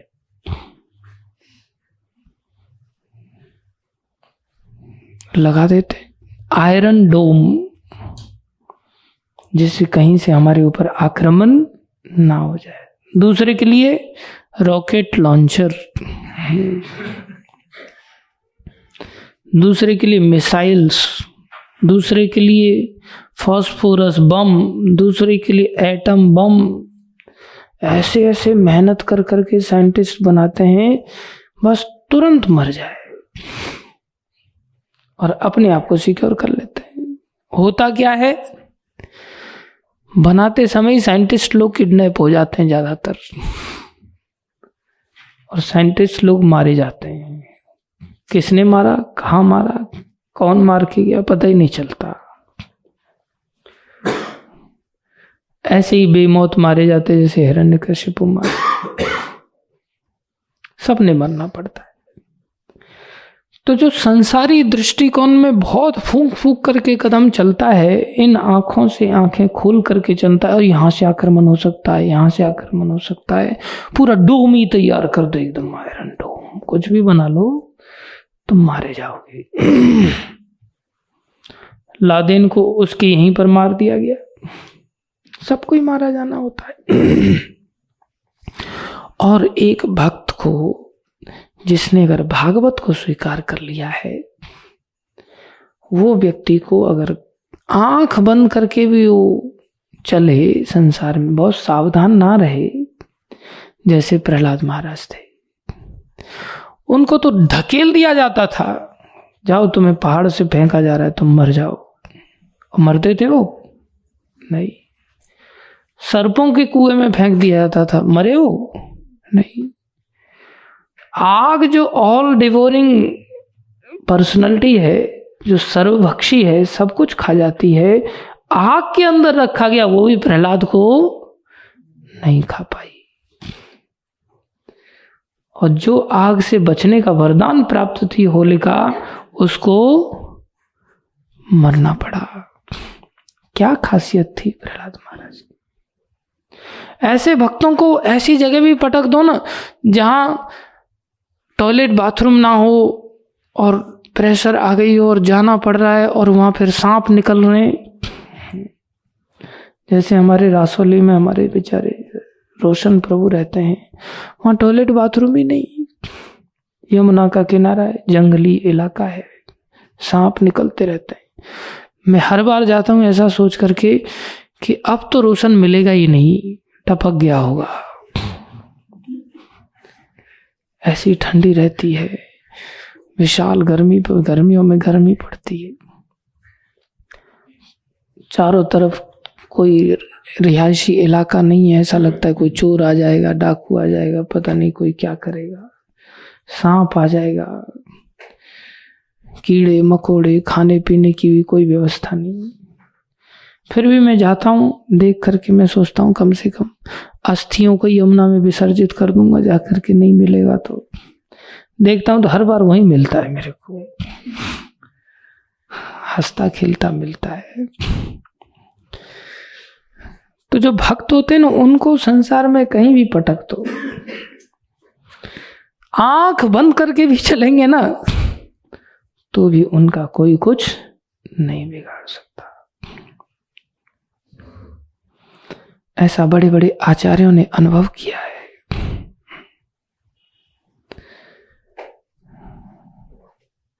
बड़ा सुंदर पद है, सूरदास जी ने गाए हैं। हे रघुनाथ, हे ठाकुर, हे कृष्ण, आप कैसे दयामय हैं।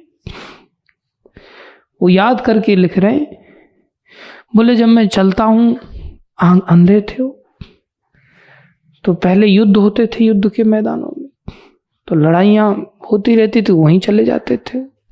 तो कोई हाथ पकड़ करके उनको साइड, अरे यहाँ लड़ाई हो रही, यहाँ कहाँ जा रहे हो तुम, इधर आओ साइड में, हाथ पकड़ करके ले जाते थे। बोले कभी कभी मैंने ऐसा देखा, मैं खड्डे में गिरने जा रहा होता तभी हाथ पकड़ लेता था कोई, अरे सामने खड्डा है महाराज, गिर जाओगे, इधर आओ। तो एक दिन हाथ पकड़ा तो बोले मैंने दूसरे हाथ से उस हाथ को स्पर्श किया, देखा ये हाथ का स्पर्श तो कुछ अलग ही आनंद देने वाला है। होता है भगवान का स्पर्श तो बड़ा अद्भुत है, भगवान के भक्तों का अंग स्पर्श भी बड़ा अद्भुत होता है, बड़ा आनंदकारी होता है। कभी महाराज का हाथ अगर छूने को मिल जाए तो इतना आनंद आता है एकदम से कि बहुत अच्छा लगता है। सीधा छूने को मिल जाए नहीं, खाली ऐसे कपड़े के ऊपर भी मिल जाए ना, खाली पीठ के ऊपर भी, बेटा कैसा है तो ठीक है। कभी चोटी को ऐसे सहला देते हैं, अच्छा लगता है, बहुत आनंद से हृदय भर जाता है। केवल ऐसे, इतनी कोमलता है, इतना प्रेम है, और भगवान का हाथ का स्पर्श मिल जाए तो कैसा होगा फिर, अपने आप ही। और फिर गले लगाने को मिल जाए तो। हम बरसाना गए तो वहाँ बाबा जी के दर्शन करे, तो वहीं राधानाथ महाराज भी आए हुए थे, तो उनको हमने प्रणाम किया और उन्होंने हमें तुरंत गले लगा लिया, और फिर काफी देर तक गले लगा करके खड़े रहे, और कस के गले लगाया उन्होंने। इतना आनंद आया, इतना आनंद आया, वो भुला ही नहीं भूलता दृश्य राधानाथ स्वामी महाराज ने। हम एयरपोर्ट पे भी गए थे देहरादून में, वहां पर मैं था और जगदीश हरी थे, हम दोनों थे। उनके गले में एक माला थी। हम दोनों ही लोग गए वहां, प्रणाम किया तो उन्होंने हम दोनों के सरों को ऐसे पकड़ा एक हाथ और फिर ऐसे मिलाया। बोले ऐसे ही खड़े रहना। ये क्या लीला हो रही है। तो दोनों के सरों को ऐसे पकड़ के ऐसे मिला दिया और फिर अपनी माला फिर दोनों के गले में डाल दिया। 2 सर 1 माला और फिर दोनों को पकड़ के ऐसे गले लगा लिए। आनंद आता है। भक्तों का ऐसा सौभाग्य कहाँ मिले। तो जैसे ही सूरदास जी ने अंग स्पर्श पकड़ा तो बोले कौन हो तुम? बोले कौन मतलब? बोले तुम गोपाल हो, पक्का गोपाल हो। बोले हम गोपाल भोपाल कुछ नहीं, हम रामदयाल पाणे हैं। गोपाल बोल रहे हो। अब भगवान समझ गए, इसको तो पता चल गया, ये छोड़ेगा नहीं। तो एकदम से हाथ झटका उन्होंने और हाथ झटक करके निकल गए। बोले तुम रामदयाल पाणे नहीं हो, तुम तो गोपाल हो।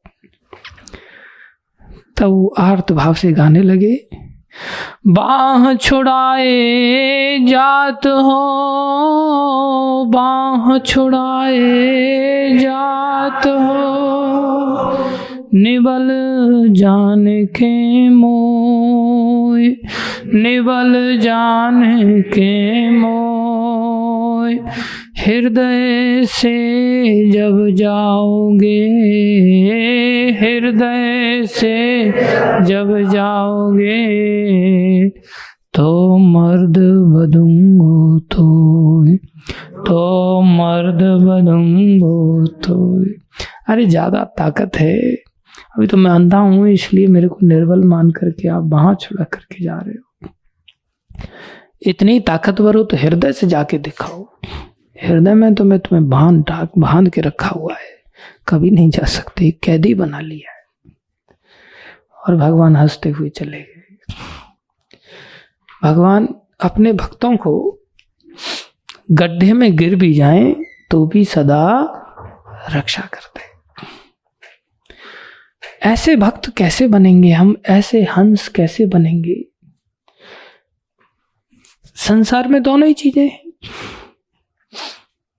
संसार तो वैसे ही गड्ढा है, देखा जाए तो गीता में भगवान कह रहे हैं दुखालयम अशाश्वतम, ये संसार दुखों का घर है। लेकिन इस दुखों के घर में लेकिन भगवान का ही बनाया हुआ है। अब जब भगवान का बनाया हुआ है तो फिर भगवान के कानून चलेंगे। तो दुखों के घर में अगर कोई व्यक्ति इस भागवत का आश्रय ले लेता है, भागवत का आश्रय लेने से वो संसारी आंखें बंद करके भी इस संसार में अगर घूमता फिरता है तो उसके ऊपर भगवान के दुखों के कानून लागू नहीं होते। गड्ढे में गिरने पर भी उसकी कोई हानि नहीं होती, न दांत टूटते हैं, न उसके पैर टूटते हैं, न कीचड़ में उसको लगता है, ना ही वो मरता है। और जो भगवतीता आदि का आश्रय नहीं लेता उसको तो भाई वो ना भी अगर मौत के मुंह में जाए ना भी मौत के मुंह में जाए तो बैठा बैठा मौत उसके पास आ जाती है। बैठा बैठा बोले ऐसे कैसे आती है? बोले भागवत बता रहा है। क्या कह रहा है भागवत? बोले बिले बतौर उरुक्रम विक्रमानिये। यहां पर जो बिले बत बिल के समान है। क्या? जो भक्त नहीं बन पाया उसके कान सर्प के बिल के समान है। तो सर्प घूमते फिरते हुए आखिर में कहाँ आता है? बिल में आता है। तो अगर कान में ही अगर सांप घुसेगा, कान में ही अगर सांप घुसेगा तो आदमी बचेगा या मरेगा? एक मक्खी घुस जाती है तो हालत खराब हो जाती है। चींटी घुस जाए तो क्या होता है? बोले फड़फड़ फड़फड़ कर रही है, किधर है पता ही नहीं चल रहा है। एक फुंसी हो जाती है तो हालत खराब हो जाती है। और एक कन खजूरा होता है, उसकी कई सारी टांगे होती, इतना सा ही होता है बस। उससे तो आदमी घबराता है बिल्कुल। नीचे जमीन पे अगर कन खजूरा देख लिया, सारी रात उसको सुला दो जरा नीचे जमीन पर सोएगा नहीं वो। मैंने कन खजूरा, अभी दिखाई नहीं दे रहा कि घुस गया अंदर दीवार में, और उसको सुला दो, नींद नहीं आई।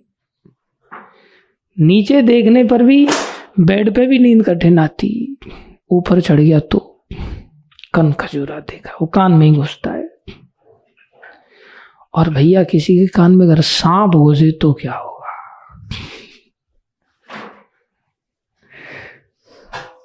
निश्चित मौत है, निश्चित मौत है, चाहे वो अपनी जगह पे ही बैठा हुआ है।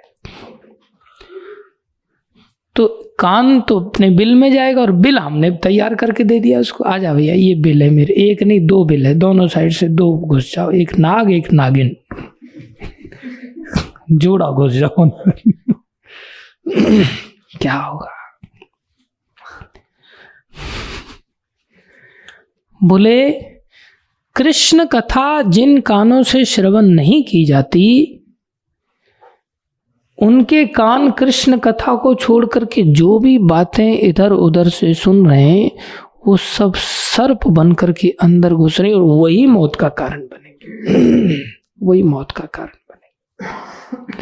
बाप आया, संतान को खुशखबरी दिया, मैंने 50 लाख का बीमा करवा के आया हूं। क्या किया है?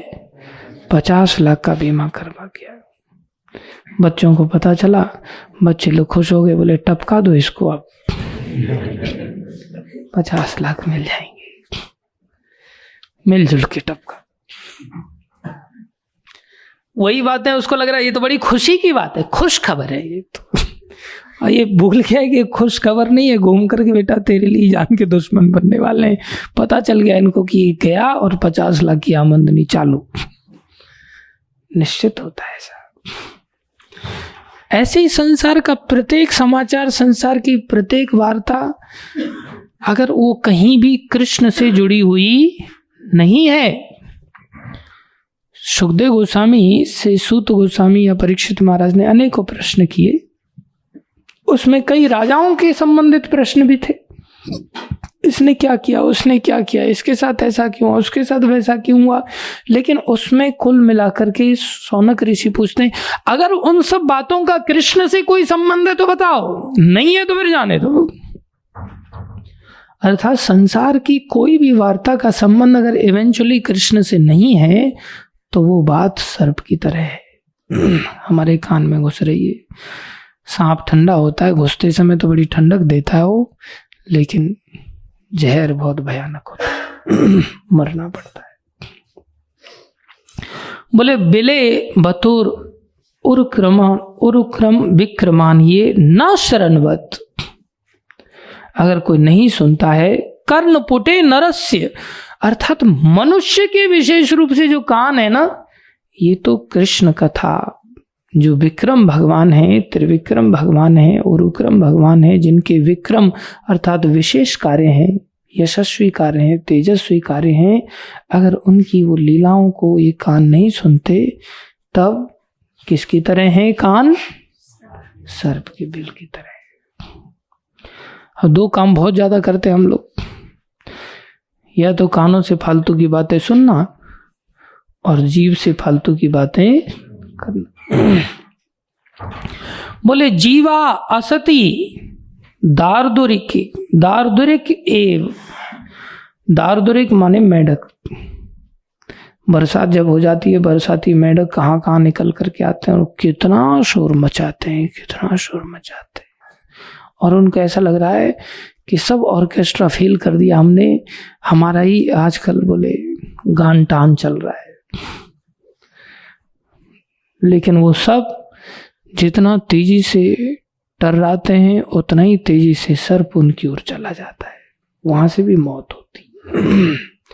अर्थात सुनना और बोलना असत वस्तु का ये साक्षात मौत को आमंत्रण है। इससे अगर बचना चाहते हैं, बैठे बैठे आप गड्ढे में नहीं गिर रहे हो, आप चल फिर नहीं रहे हो, खाली बैठे बैठे बस रात दिन बकर तेरे को पता है उसने क्या किया, तेरे को पता वो कैसा है, तेरे को पता वो कैसी, बस यही चर्चा चलती रहती। बैठे बैठे जो मेढक की तरह बकर बकर बकर बकर करते रहते हैं। और कुछ लोग हाँ, और फिर क्या हुआ, फिर जो फिर करके दोनों कान लगा करके बड़ी रुचि के साथ सुनते, 2 घंटे हो गए, 3 घंटे हो गए, 4 घंटे हो गए, सुनते जा रहे हैं पागलों की तरह। ये दोनों ही के लिए सर पा रहा है, जीव के लिए भी सर पा रहा है और कान के लिए भी सर पा रहा है।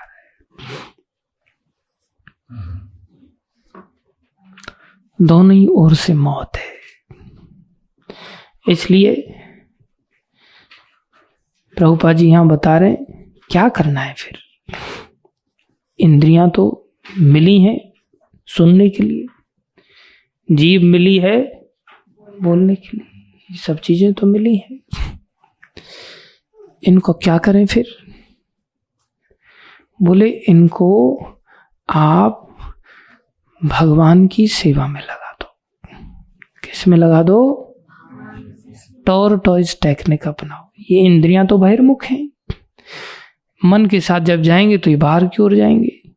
अब बाहर से भी भगवान को खड़ा कर दो। बस हर चीज के लिए भगवान सामने होने चाहिए। आंखों से कुछ देखना है तो भगवान को देखो, खाना है तो भगवान, बोलना है तो भगवान, घूमना फिरना है टांगों से तो भगवान, हाथों से कुछ कार्य करना है तो भगवत संबंधी कार्य, अंदर भी भगवान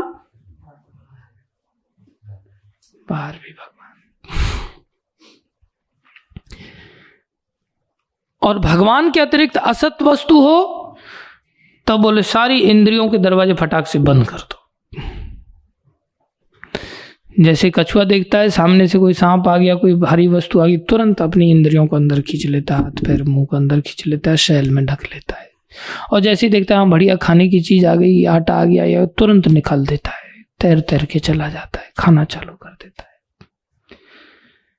इसलिए बहिर्मुख इंद्रियों से अगर बचना है तो ऐसा करना पड़ेगा। जब जरूरत की बात है, हाँ कृष्ण कथा चालू, चलो चलो चलो जा करके सुनते। जब संसारी चर्चा चालू, चलो अब बंद करो यार, बहुत हो गया, कान बंद हो जाने चाहिए, जीभ बंद हो जानी चाहिए, नाक बंद हो जानी चाहिए। हमारे साथ उल्टा होता है। हालांकि ये भी सहज नहीं, भगवान की सेवा में इंद्रियों को लगाना इतना सहज नहीं। फिर सहज क्या है? और सहज है और श्रेष्ठ भी है। सबसे सहज और सबसे श्रेष्ठ क्या है? बोले भक्तों की सेवा में इंद्रियों को लगा दो। किसकी सेवा में लगा दो?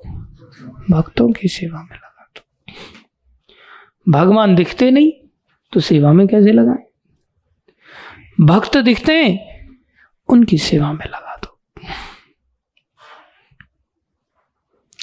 जैसे इस ब्राह्मण ने जगन्नाथ जी को दिखा नहीं कि भाई जगन्नाथ जी को 800 रुपये दे भी देंगे तो भाई जगन्नाथ जी ग्रहण कर भी रहे हैं नहीं कर रहे हैं, वो तो हुंडी में चले गए। अब हुंडी में से सेवा हो रही है नहीं हो रही है, सेवा भी वो ग्रहण कर रहे हैं कि नहीं कर रहे हैं, पता नहीं चल रहा है ना। लेकिन भक्तों को देखा, हाँ केले मैंने लाके दिए और सारे खत्म हो गए, खा लिए भक्तों ने, तो कितनी खुशी मिलती। साक्षात रूप से खा लिए, मतलब सेवा लग गई। साक्षात रूप से भक्त लोग जब ग्रहण करते हैं तो बोले भगवान साक्षात रूप से ग्रहण कर रहे। लेकिन इसमें हमें इतना भी अकल होनी चाहिए कि सामने वाला भक्त होना जरूर चाहिए। भक्त के वश में अगर बेश में अगर ठगत होगा, जैसे आपके सामने मैं बैठा हूं, अगर आप लड्डू बनाओगे ठाकुर जी को भोग लगाने के लिए, उससे अच्छा है भक्तों की सेवा कर लो। भगवान को भोग लगाओ और भक्तों को पहुंचा दो। लेकिन बड़े भाव से लड्डू अगर आपने मेरे लिए बनाए तो फिर तो आपकी असुर सेवा हो गई। कृष्ण सेवा भी नहीं हो पाई, भक्त सेवा भी नहीं हो पाई, असुर सेवा हो गई। ये कल्याणकारी नहीं होगी, ये नारकी होगी, आपको नरक में जाना पड़ेगा। प्रभुपाद जी की सेवा किया, बाकी भक्तों की सेवा की, जैसे उत्तम मोहन प्रभु हैं, अच्छे भक्त हैं, राममूर्ति प्रभु हैं, राजा राम प्रभु हैं, हमारे कैलाश प्रभु हैं, पुस्तक वितरण करते हैं, रोशन प्रभु हैं, सभी बहुत अच्छे भक्त लोग हैं। जिनका नाम नहीं लिया वो भी भक्त हैं, ऐसा नहीं मानना। जिनका नाम लिया गया उन्होंने तो स्वीकार किया ही है, आपके सामने की बात है, किसी ने भी नहीं कहा मैं भक्त नहीं हूं।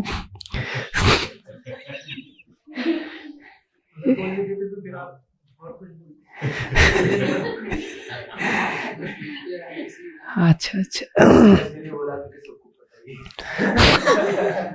सबको पता है कि आप लोग भक्त हैं। अच्छी बात है। फिर भी मैं इन सब भक्तों की संगति में आशावादी हूं कि एक दिन मैं भी भक्त बन जाऊंगा। लेकिन हमें ये बात सीखनी है कि हम सभी को भक्तों की सेवा में अपने जीवन को लगाना है। यही भागवत का संदेश है। अगर हम इसको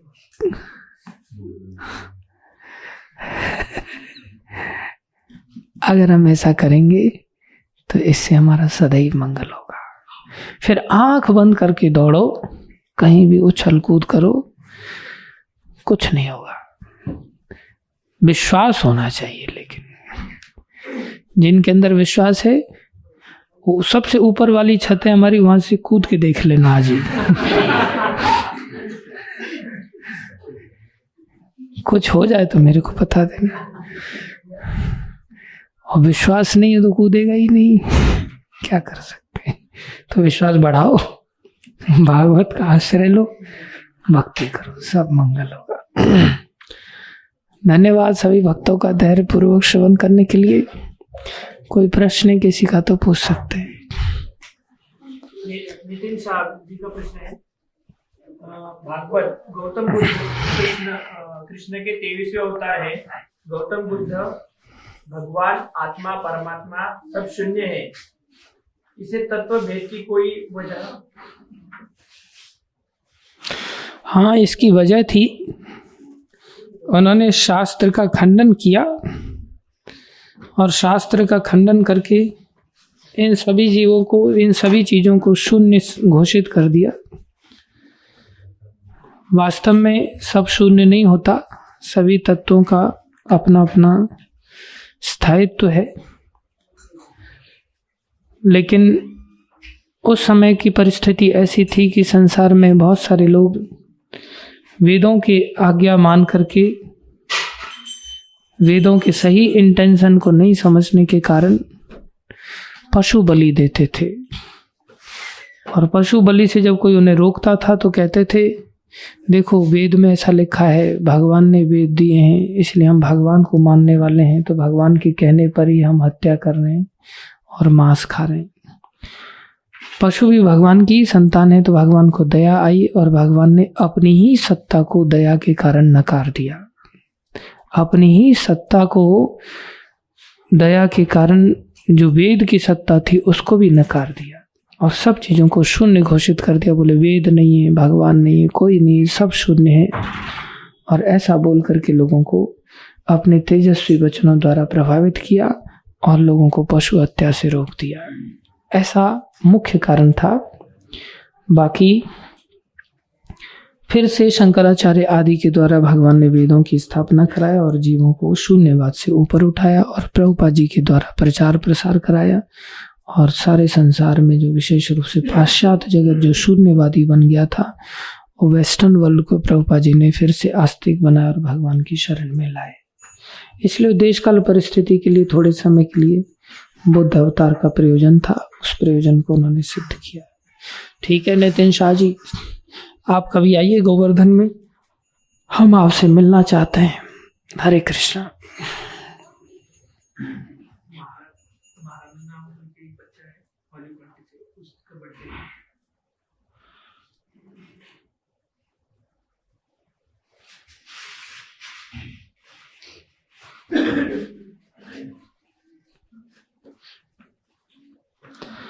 महाराणा जी, आपका जन्मदिन है आज।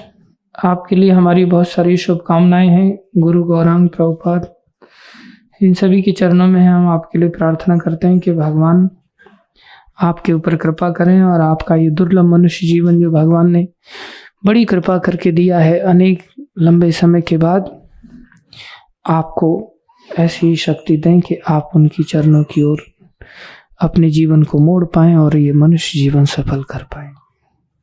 हरे कृष्ण। और कोई प्रश्न किसी का?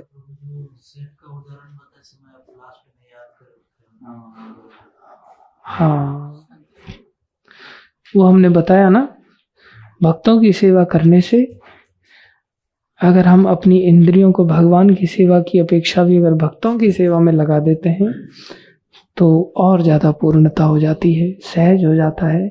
जैसे सेठ की सेवा भक्तों के माध्यम से जगन्नाथ जी ने ग्रहण किया, खुद के माध्यम से मात्र 2 रुपए भी ग्रहण नहीं किए।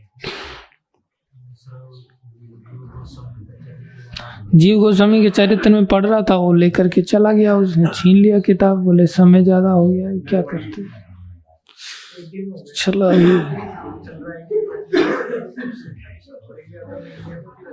चलो शाम को लेंगे, अभी उत्तम मोहन प्रभु का ऐसा आज्ञा है, पालन करेंगे। शाम को लेंगे,